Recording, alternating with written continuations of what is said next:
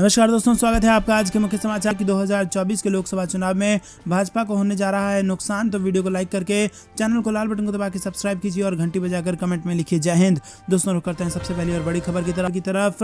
भ्रष्टाचार की शिकायत पर डीएम सोनभद्र व अपराध नियंत्रण में नाकामी पर एसएसपी गाजियाबाद निलंबित। जी हां दोस्तों, मुख्यमंत्री योगी आदित्यनाथ ने दोबारा सत्ता संभालने के बाद भ्रष्टाचार के खिलाफ जीरो टॉलरेंस की नीति को पूर्व की तरह प्रभावी तरीके से लागू करने का ऐलान किया था। बृहस्पतिवार को इसका असर देखने को मिला। मुख्यमंत्री ने भ्रष्टाचार की शिकायतों व चुनाव में लापरवाही के मामले में सोनभद्र के जिलाधिकारी टीके शिबू व अपराध नियंत्रण में नाकामी पर गाजियाबाद के एसएसपी पवन कुमार को निलंबित कर दिया है। मध्यांचल विद्युत वितरण निगम के प्रबंधन निदेशक चंद्र विजय सिंह को सोनभद्र का नया डीएम बनाया गया है। दोस्तों रुक करते हैं अगली बड़ी खबर की तरफ। पेट्रोल डीजल की बढ़ती कीमतों के खिलाफ कांग्रेस का प्रदर्शन, बोले सरकार कम करे दाम। जी हां दोस्तों, देश में लगातार पेट्रोल और डीजल के दाम में बढ़ोतरी हो रही है और इस मुद्दे पर विपक्ष सरकार को घेर रहा है। कांग्रेस के पूर्व अध्यक्ष राहुल गांधी और पार्टी के कई अन्य सांसदों ने पेट्रोल, डीजल, रसोई गैस और सीएनजी की कीमतों में बढ़ोतरी के खिलाफ गुरुवार को संसद के पास धरना दिया और इस धरने में कांग्रेस के सभी बड़े नेता शामिल हुए। पार्टी सांसदों ने संसद के दोनों सदनों की कार्रवाई शुरू होने से करीब 1.5 घंटे पहले विजय चौक पर कांग्रेस के महंगाई मुक्त भारत अभियान के तहत धरना दिया। इस दौरान राहुल गांधी ने सरकार पर निशाना लगाते हुए कहा कि पिछले 10 दिनों में पेट्रोल और डीजल के दामों में 9 बार बढ़ोतरी हुई है। उन्होंने कहा कि इसकी सीधी चोट आम आदमी पर पड़ रही है और हम सरकार से मांग करते हैं कि पेट्रोल और डीजल की कीमतों को तुरंत कम किया जाना चाहिए।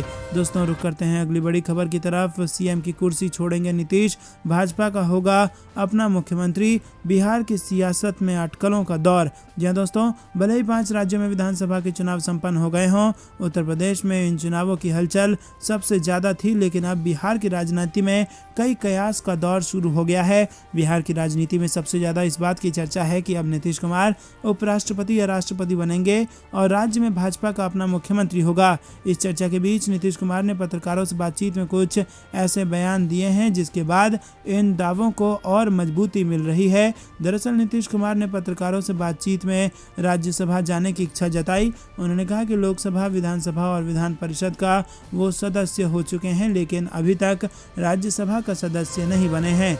रुक करते हैं अगली बड़ी खबर की तरफ। शिवपाल यादव को राज्यसभा भेज सकती है बीजेपी, सीएम योगी से मुलाकात के बाद बढ़ी हलचल। जी दोस्तों, समाजवादी पार्टी के राष्ट्रीय अध्यक्ष अखिलेश यादव के चाचा और प्रगतिशील समाजवादी पार्टी के राष्ट्रीय अध्यक्ष शिवपाल सिंह यादव ने अपना अलग सियासी रास्ता चुन लिया है। सूत्रों से खबर है कि शिवपाल यादव भारतीय जनता पार्टी की मदद से राज्यसभा जा सकते हैं। सूत्रों का कहना है कि इसके लिए बीजेपी की ओर से हरी झंडी दे दी गई है। प्रगतिशील समाजवादी पार्टी के राष्ट्रीय अध्यक्ष शिवपाल सिंह यादव बीजेपी की मदद से राज्यसभा जा सकते हैं। 2 दिन तक दिल्ली में बीजेपी के शीर्ष नेतृत्व से मुलाकातों के दौर और फिर लखनऊ में सीएम योगी आदित्यनाथ से मुलाकात के बाद शिवपाल यादव के राज्यसभा जाने की पटकथा तैयार कर ली गई है। रुक करते हैं अगली बड़ी खबर की तरफ। सीएम अरविंद केजरीवाल के घर तोड़फोड़ का मामला, आम आदमी पार्टी ने की एसआईटी जांच की मांग, 8 आरोपी गिरफ्तार। जी दोस्तों, दिल्ली के मुख्यमंत्री अरविंद केजरीवाल के घर के बाहर बुधवार को हुए तोड़फोड़ और विरोध प्रदर्शन मामले में दिल्ली पुलिस ने 8 लोगों को गिरफ्तार किया है। घटना के बाद से ही पुलिस लगातार आरोपियों की तलाश में छापेमारी कर रही है। बता दें कि बुधवार को भीड़ ने दिल्ली के मुख्यमंत्री और आम आदमी पार्टी के राष्ट्रीय संयोजक अरविंद केजरीवाल के घर के बाहर लगे बैरिकेडिंग्स को तोड़ दिए थे। वहीं आपको बता दें कि सीएम केजरीवाल के घर तोड़फोड़ मामले को लेकर आम आदमी पार्टी ने दिल्ली हाई कोर्ट का रुख किया है। विधायक सौरभ भारद्वाज ने दायर याचिका में घटना की स्वतंत्र आपराधिक जांच करने के लिए एक विशेष जांच दल के गठन की अपील की है। उन्होंने ये भी कहा है कि रिटायर्ड जज की अध्यक्षता में एक एसआईटी का गठन किया जाए ताकि मामले की निष्पक्ष जांच हो सके। गौरतलब है कि बुधवार को दिल्ली सरकार के डिप्टी सीएम मनीष सिसोदिया ने ट्वीट कर बीजेपी पर सीएम केजरीवाल के घर हमला करने का आरोप लगाया था। मीडिया रिपोर्ट्स के मुताबिक भीड़ ने सीएम अरविंद केजरीवाल के घर के गेट पर लगे सीसीटीवी कैमरे को तोड़ दिया था। रुक करते हैं अगली बड़ी खबर की तरफ। G23 की मान ली गई सारी बातें, 3 महीने के भीतर कांग्रेस में होगा बड़ा बदलाव, कमलनाथ ने किया दावा। जी हां दोस्तों, 5 राज्यों के विधानसभा चुनाव में कांग्रेस की करारी हार के बाद G23 नेताओं की पार्टी में सक्रियता बढ़ गई है।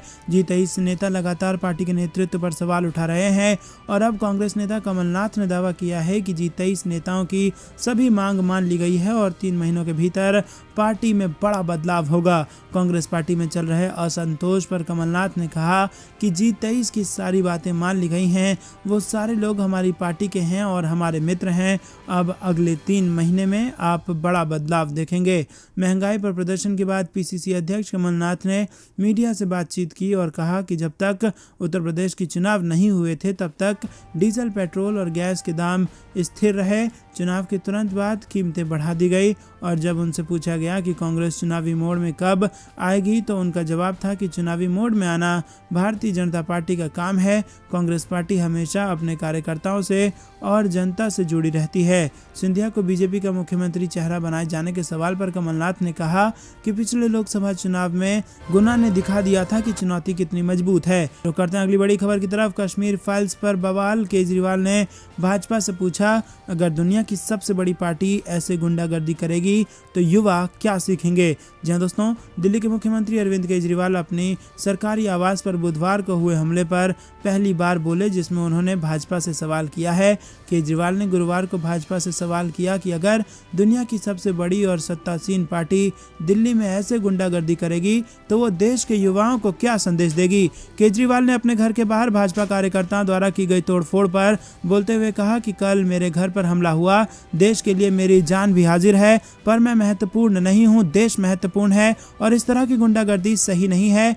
क्या ऐसे देश। MLC चुनाव से पहले अखिलेश का एक्शन, पूर्व MLC समेत 4 को पार्टी से निकाला। जी हाँ दोस्तों, यूपी चुनाव में मिली हार के बाद सपा प्रमुख एक्शन में दिखाई दिए। MLC चुनाव से पहले अखिलेश यादव ने पूर्व MLC समेत 4 पार्टी पदाधिकारियों को सपा से निकाल दिया है। इनमें गाजीपुर से MLC में चुनाव पार्टी का विरोध करने वाले पदाधिकारी भी शामिल हैं और इसके अलावा पूर्वी MLC कैलाश सिंह को भी सपा ने पार्टी से बाहर कर दिया है। रुक करते हैं अगली बड़ी खबर की तरफ। शराबबंदी कानून में बदलाव। शराबबंदी पर भारी पड़े शराब पीने वाले, आखिर बैकफुट पर आए नीतीश। जी हाँ दोस्तों, आपको बता दें कि बिहार विधानसभा में आज शराबबंदी कानून में बदलाव किया गया। दरअसल अब मुख्यमंत्री नीतीश कुमार शराबबंदी कानून को लेकर बैकफुट पर हैं और इसकी खास वजह यह है कि जेलों में और कोर्ट पर लगातार शराबबंदी कानूनों की वजह से कैदियों और केसों का बोझ बढ़ता चला जा रहा है और ऐसे में केसों को निपटाने में पटना हाई कोर्ट के 26 में से 16 जज लगे हुए हैं। इस बात को ध्यान में रखते हुए बिहार विधानसभा में शराबबंदी कानून में कई बड़े संशोधन किए गए हैं। शुरुआत में कानून का उल्लंघन करने पर सख्त सजा का प्रावधान किया गया था। 2021 तक शराबबंदी कानून के तहत 2 लाख से ज्यादा मामले सामने आए और इनमें 3 लाख से ज्यादा लोगों को गिरफ्तार किया गया और ये एक बहुत बड़ी संख्या है।